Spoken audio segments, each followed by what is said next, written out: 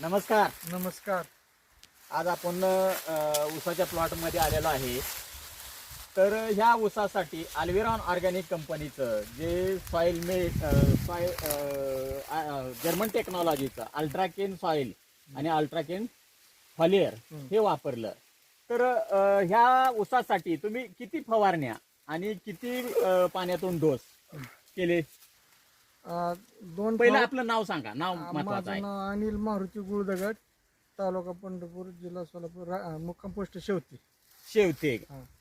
बर, ह्या ऊसासाठी किती फवारण्या केल्या?